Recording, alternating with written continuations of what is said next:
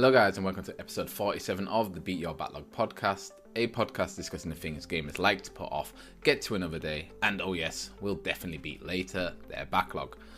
I'm your host Adam, and today we are saving the kingdom of Rodentia from extermination in Daria Noghani's tiny but tough turn-based RPG, Small Saga.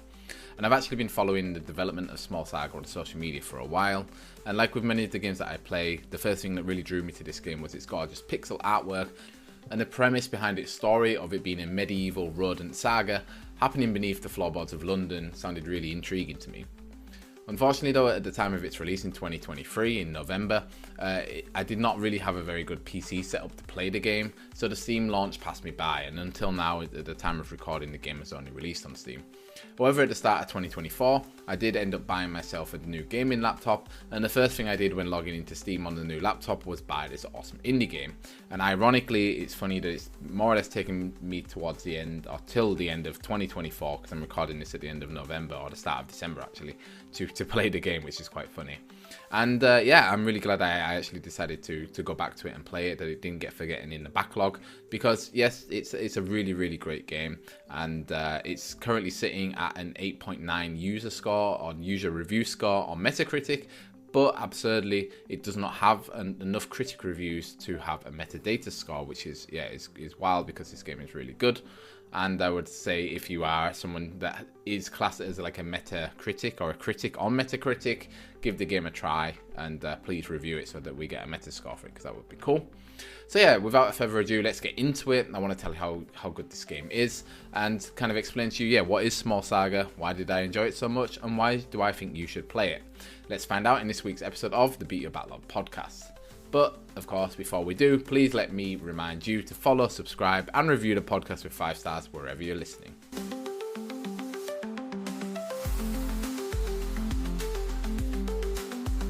Our saga starts off with 2 mice adventuring in the Underriver, aka the sewers of London.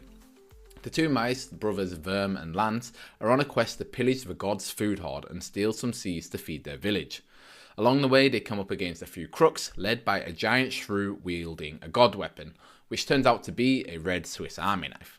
The brothers beat back the dodgy crew and fight their way to the food hoard, deciding not to take the mighty god sword with them because they are not strong enough to wield it. The brothers make their way to the god's food hoard, a supermarket, and dodge the many mice traps and other hazards the gods have left there for them. They successfully find the bag of seeds they've came for, but are interrupted in their triumph by a new and deadly god, the Yellow God. The brothers try to free the Yellow God, but in their haste, Verm's tail gets caught in a mousetrap. In an attempt to save him from the Yellow God, Lance climbs on a shelf to get to the god's eye level and distract it. However, Lance's bravery ends in tragedy as he is caught and crushed in the evil god's hand. Having seen his brother killed, Verm only has one option: cut off his tail. He does so, and the screen turns black. We return 1 season later with Verm carrying the aforementioned god weapon, the Swiss army knife. Verm looks like he has been through some stuff since his brother's death. He is no longer the scared and naive mouse we met in the Underriver. He is now a seasoned warrior on a revenge quest to find and kill the Yellow God. His quest has brought him to the outskirts of Cranbale, his path blocked by a titan called Tiger. Usually, rodents run in fear from Tiger, a ginger tabby cat, but not Verm. Because of his god weapon, he does not cower in the presence of this deadly foe. Unfortunately, Verm is defeated by the titan and thrown out of its cat door into the path of Siobhan, a noblewoman of the mole town of Cranbale. Seeing the mouse's gallant efforts against the tyrant Tiger, Siobhan brings Verm to her mother, the leading mole of Cranbale, in the hope that her mother will support Verm in removing the local house cat. However, her mother does not have much faith in the vagabond Verm's skill and his blasphemous plan of killing a god. She sends him on his way to the capital of Rodentia, a place called Merida, and orders him never to return to Cranbale. Shocked at her mother's poor decision, Siobhan decides to tag along with in quotation marks, Sir Verm, revealing that she too has a god weapon, which is basically a lighter, and the two of them take down Tiger and start their small saga together. So this whole story plays out in the first probably 30 minutes of the game. So I don't want to go too much more into the story because I don't want to get into spoilers. But what you should know is that this game is a very traditional turn-based RPG. But what is not traditional about the game is actually the game's length, because it only took me about 7.5 hours to beat. Nevertheless, just because it's short, it doesn't mean that the story is not deep or engaging. I really think Small Saga's tale is amazing. Like I said before, it's a very unique idea to base a medieval RPG under the streets of modern London.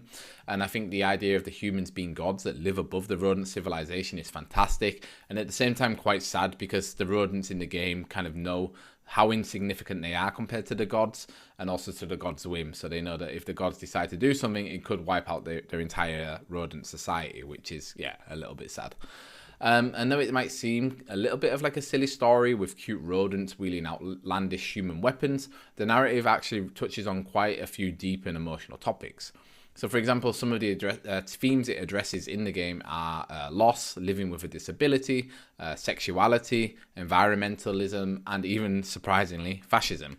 And if you looked at the game, I don't think you would ever guess that these issues would come up in it. And I think even though the game is quite linear, which I actually really liked, there are some great subplots intertwined into Verm's story. So, for example, one of them is helping a Scottish red squirrel retake his ancestral home from a clan of grey squirrels, which, if you're from the UK, you know this is quite like a very real story, because in the UK, the native red squirrel population has more or less been wiped out by an invasive American grey squirrel population. So this is something that is kind of playing on that, again, that kind of environmental topic that is in the UK about these squirrels, and they've kind of twisted it into like a story or a subplot in the story, which I think is really, really clever. Plus, what I really like is the world of Rodentia is kind of filled out a little bit too. So obviously the main story, you get a little bit of lore, but there are also a lot of like interactable bookshelves or books where you can go, and if you want to, you can read up on the lore of the kingdom and the history of Rodentia, all the way back from the Shrew Empire to modern times. And I think it's very well written. Like, there's a lot of stuff in there that is kind of very tongue-in-cheek, where they might be taking tales from like ancient Greece and spinning it around so that the characters are all named after or have some kind of rodent themed names. Like, there's one about I think is it Socrates and Plato, maybe, where they're discussing what makes something evil or someone evil. And they have like very funny names that are based on Socrates, but it sounds like a mouse name.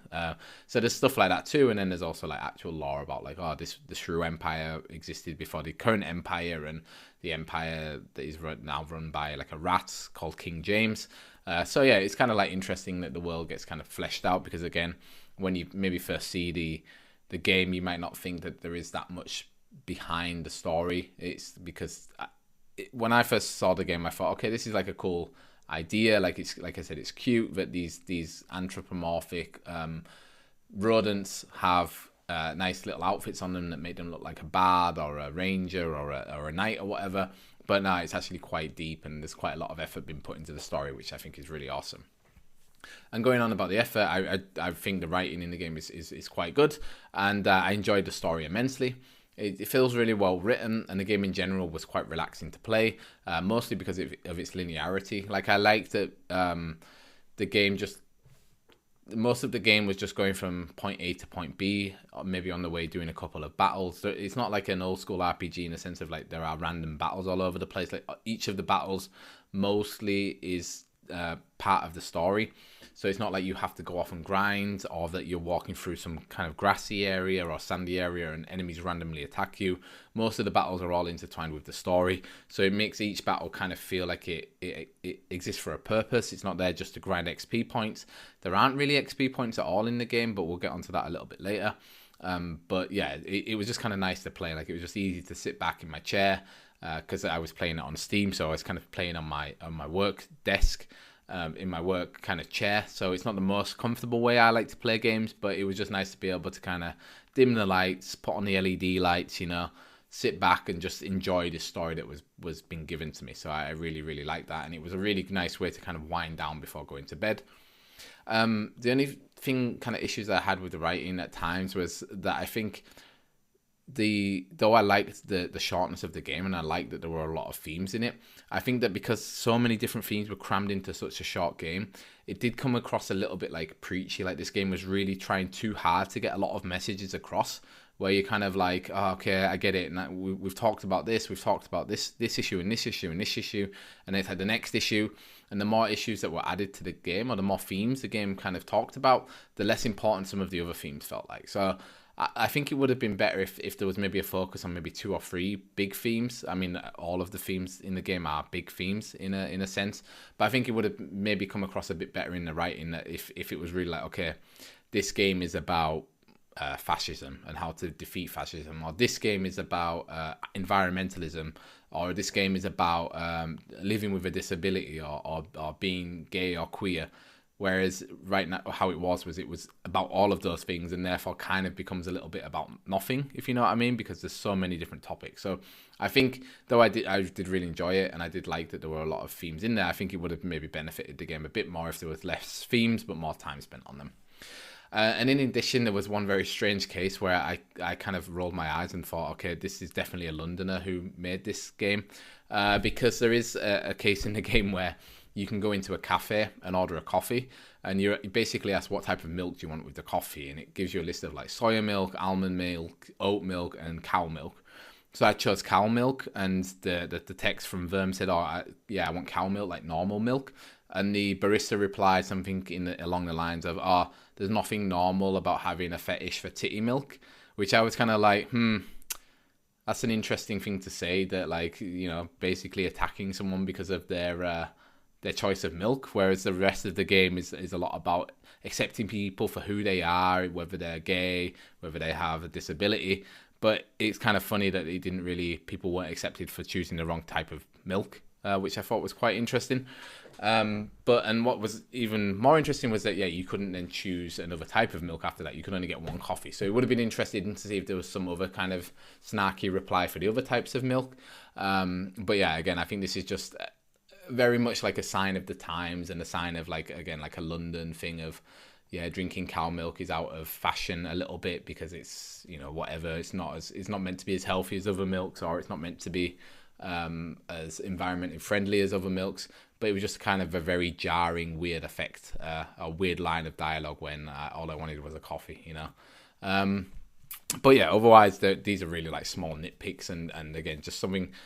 This coffee thing really just stood out to me because I was like, okay, why am I being attacked for choosing cow milk? But yeah, other than that, I think the story was really, really good. I really enjoyed it. It really was above my expectations for what I expected for this game. And as I said before, I could talk a lot more about the story, but I really don't want to spoil too much of it because I enjoyed it so much, and I want people to go out and buy the games themselves and play it. So we'll round up the story there. And what I want to talk about next is the combat. But before we get on to the combat, I would just like to remind you guys that if you're enjoying the podcast, please leave us a 5-star review on Spotify or wherever you're listening. So let's get on to the combat.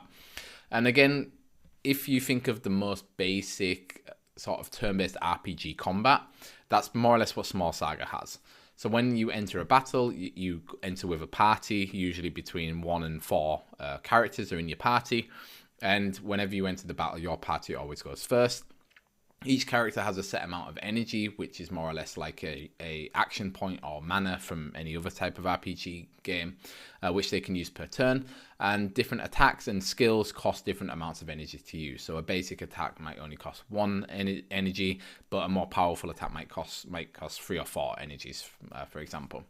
In each turn, you can either attack, defend, or use an item. If you defend, it means you will take less damage if attacked, and you will also save an energy for the next turn. Therefore, if you want to keep using a lot of powerful attacks, it means you can't just spam them turn after turn. It means you have to kind of take a pause and defend to build up your energy. Or maybe you, when you get into the later game, you might have a kind of a party member that could also give you more energy back so that you can use more and more special turns. There are also the kind of typical status effects that you might expect from a turn-based RPG. You have bleeding, which basically does damage over time. You have a stun that prevents a character from attacking for a certain number of turns. And you also have the tipsy effect, which lowers a character's accuracy.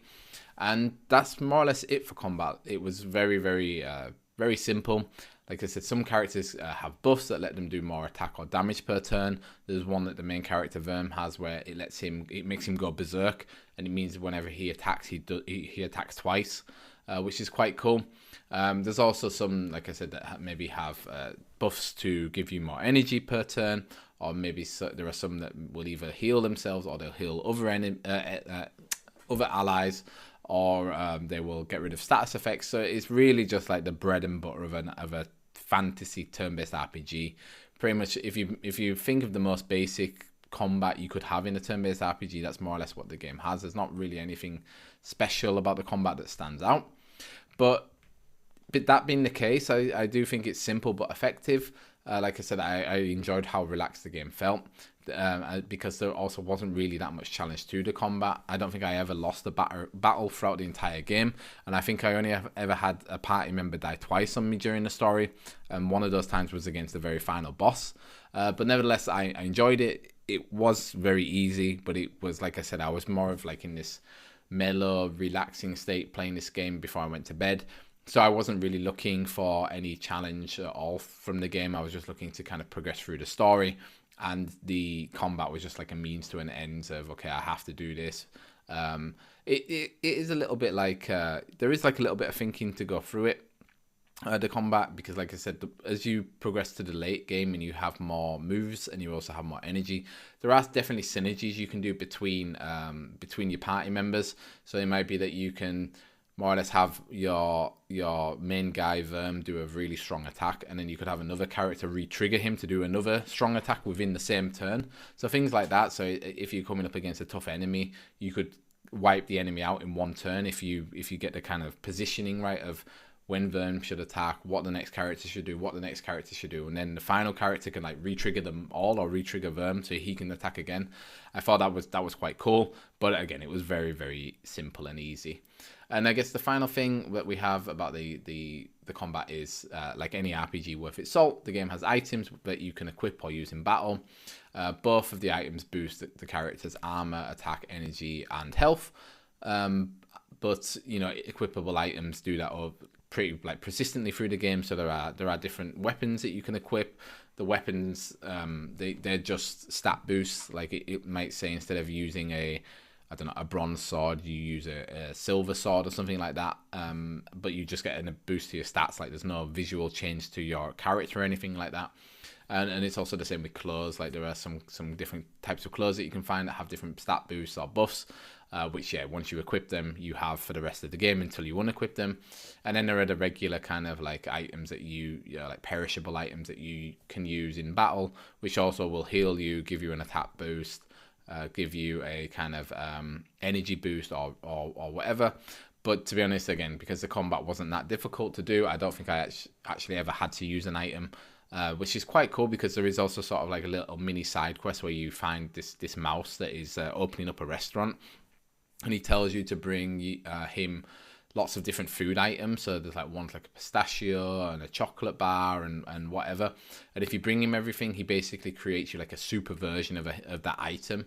So if the chocolate bar just heals you for like 5 health, if you bring him it and he makes it into whatever he does, like a cookie, then the cookie will heal you for 15 health. So it was quite nice to actually be able to go to him and be like, cool, I have all the ingredients he needs to cook all of these cool items. So I had them all for the final battle, but then in the final battle I never ended up needing them. But it was kind of nice that at least I got to use the items that I'd had for a long time for something. And it was also cool because the game has some chests dotted around it, which you will obviously find if you explore, and usually within the chest you get an item.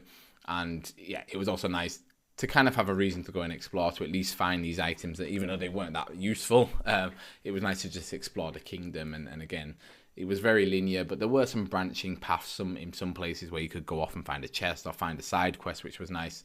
So yeah, enjoyed the combat, and it was nice finding the items, even though they weren't that important to use.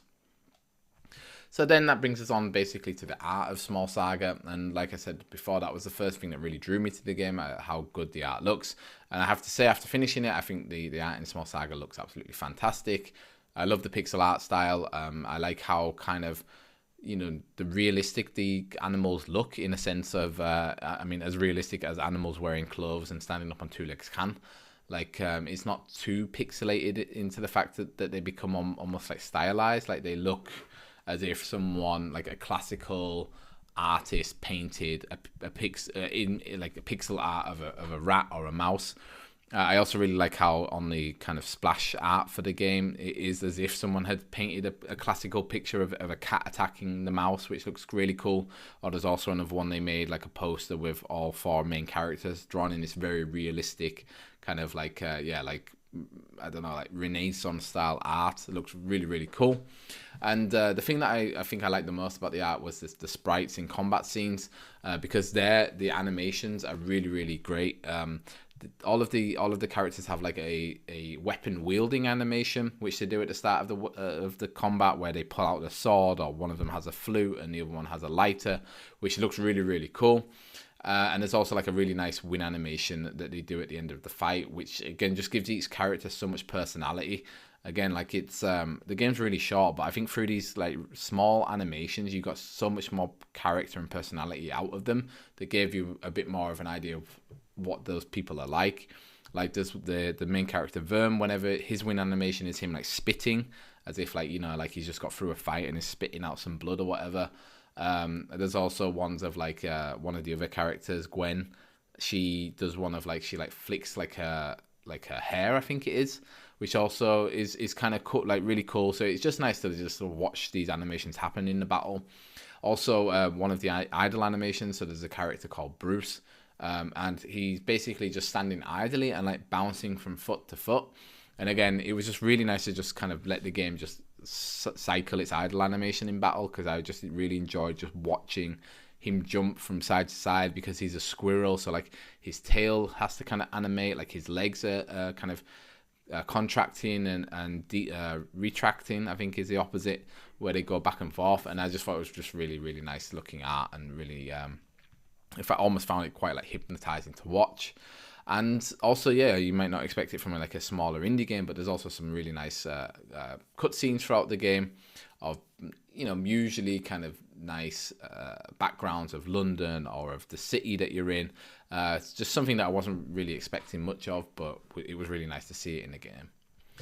And also talking about like kind of the cutscenes and the scenery, I really like the design of the world and how it thematically blends a medieval rodent world with modern London. It's really, really unique and really, really interesting.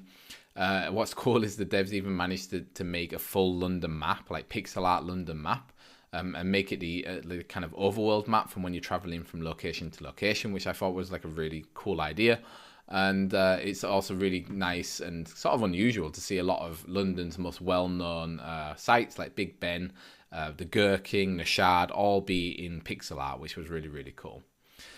Also, the character designs look amazing too. So as I said, the animations look good, but the designs are great as well, because it's such an unusual idea to dress like rodent character, like a squirrel, a rat, a mole, and a mouse in kind of humanistic medieval clothing, and dress them up as bards or knights and wizards, but it's pulled off perfectly in the game. There's also just like a lot of detail in there. Like, for example, there's one character that is a hedgehog who is kind of like a knight, and she uses in Britain we call them conkers. I'm not sure I think they're called chestnuts is like their official name, and they come in like a protective sort of shell that is green and it has like spikes on it. And it was just like, I just thought it was such like a cool character design of a hedgehog, which is spiky, holding a mace that is made up of a spiky conker ball. And I was like, it just kind of really matches the blend of woodland critter with medieval weapon of war perfectly. And there's lots of instances of that happening in the game. Like one of the characters is a lab rat, and her weapon is a scalpel, which she obviously took from the lab that they were experimenting on her with. So again, just cool like little tidbits and Easter eggs of that, where it makes sense why they're using these weapons. It's just really, really cool. And more about the detail, even like when you load up the home screen, so you know when you first load up the game and you click continue, there's also there like a graphic that is updating as the story progresses, so it reflects what is happening in the story. And again, I don't want to spoil it, but what I was doing was when I was shutting down the game, I would save it and then I would exit to the main menu, and then I would close the game via the main menu. And I found it just so rewarding to do that, because every time I did it, I would see that this graphic had updated and be like, yeah, because now this has happened in the story and now it's reflected here. So again, just like a nice detail that people might never ever see, because people might just finish playing the game for the night and click on close the window and be done with it. So it's nice that it's in there, even though not everyone might see it. And this kind of high level of polish and detail is also reflected in the quality of the sound in the game too, especially the background music. It's kind of, again, cool how they've managed to mix the sort of typical medieval fantasy sounding music in the game, which there is a lot of, obviously, because that's the sort of the point of the game. But throughout the story, they mix in different genres into these tunes. And a lot of genres that you wouldn't really associate with a game like this. So there's one where they mix in kind of like a heavy metal guitar riff and like double drums, like double what they called like bass drums are playing, and it's just very heavy and just feels very like, okay, very epic, like you're coming up against this big boss. And then towards the end of the game, again, I don't want to spoil it too much, but there is a track in there that sounds like Pendulum, like the band from the drum and bass band from the early 2010s could have produced it. And again, it's just so out of left field, but where you are in the story and the characters that you're interacting with, it just sort of makes sense. And it's just, again, just great to listen to. And I think it's honestly one of the few games where afterwards I'm like, okay, I want to listen to the soundtrack again. I want to listen to the OST, because I do think the music is that good. In addition, there are also like 3 or 4 fully kind of produced songs in the game, which you can access via the bard in, I think the pub's called the Twisted Tales pub, where there is a bard there and he's just kind of tuning his guitar, and if you go up to him, he'll say, okay, do you want to request a song? And there's like 3 or 4 songs that you can request, and and basically the bard will then perform the songs, and it's not just like, chip tune music, it's like an actual song, like a singer singing a song whilst playing the guitar. Really, really, again, like a big surprise. I was not expecting it from a game like this. The songs themselves are very catchy. There's one, I can't remember the name of it, but I can remember the lyrics of the song, which I'm kind of like thinking of now as I'm talking. And again, so yeah, if you do buy the game, make sure you go to the pub and talk to the bard and listen to the music, because they're all, like full length, great songs. And I would say, for the sound effects of the game, I don't think they're as high quality as the tracks. Like, sometimes they feel a little bit like homemade, which they might have been, because again, I think it was like 1 or 2 people made this game. And sometimes it reminded me a little bit of like the joke from Monty Python, The Holy Grail, where they couldn't afford horses, so they just carry around coconut shells and clap them together so it sounds like the horse is galloping. There are some sounds like that where you're like, okay, this sounds like it was maybe recorded in like someone's living room or kitchen or whatever, and it sounds a bit like echoey, whatever they're trying to replicate. But again, I think if it's a small team and a lot of the stuff they've made themselves, fair enough, whatever. I think they sound good enough. It is just a little bit like jarring when you, like I said, when you listen to how high quality the tracks sound versus the sound effects. But yeah, they are there. They do their job, but yeah, they're just not as high quality as the tracks themselves. So that leads us on to the conclusion and the question: should you play Small Saga? Well, yes, I think you absolutely should play Small Saga. It may be a smaller title, but just like its main character Verm, it packs a punch. The setting of a rodent medieval kingdom under the streets of modern-day London is genius and feels unique. Furthermore, the story, though only taking around 8 hours to beat, is crammed full of important themes that range from living with a disability to how to take down fascism, something you may not have expected when looking at this game's Steam page. Furthermore, the game's graphics, animation and sound are top-notch. It's one of the best looking and sounding games I've played in 2024, with some incredible character designs. The only thing that may let the game down is its combat. It is very easy and very basic. However, if you are looking for a relaxing game with a meaningful story and great art to play, you may not mind the easy combat, and I certainly didn't mind it. Therefore, if you have a PC, I highly recommend playing Small Saga, and I hope the game comes to other consoles one day too, because I think it would make a perfect Nintendo Switch game. And yeah, guys, that was my review of Small Saga. Like, not the longest episode, because obviously it's a small game, and I didn't want to go into the story too much because I didn't want to spoil anything. But I would love to know what you guys thought, and if you are going to play the game, it might be one that is, perfect to play over Christmas if you have a few hours to spare. Like you probably only need like 2 days to play it in. Again, I think on Steam it ran really well. I think if you have a Steam Deck, it's like a perfect Steam Deck game to play, just to lay back on the sofa and chill out to. And if you do decide to play it, please let me know. You can let me know if you're a Spotify listener by commenting on the episode below. So there are comments under the description when you can leave a comment there. Or if you can let me know on social media by @ing me at BYB Podcast on Blue Sky or BYB_podcast on Instagram. Or probably the best way to talk to me directly is to join our Discord, and the link to that is in the description. And before you go, I just want to remind you that if you're in the mood to listen to more content about a turn-based RPG, please check out episode 36 of the podcast about Paper Mario and the Thousand Year Door if you haven't done so already. Another great game I played this year and a very, very high quality RPG. So definitely check out that episode. And again, guys, just a reminder that Beat Your Backlog is a newest podcast and needs your support. So if you enjoyed the episode, please consider subscribing and or following wherever you are listening and leaving us a 5-star review, because reviews help new people find the podcast. So if you could leave one, that would be great. And yeah, thanks so much for listening. Hope you enjoyed, and we'll see you in the next episode. Bye bye.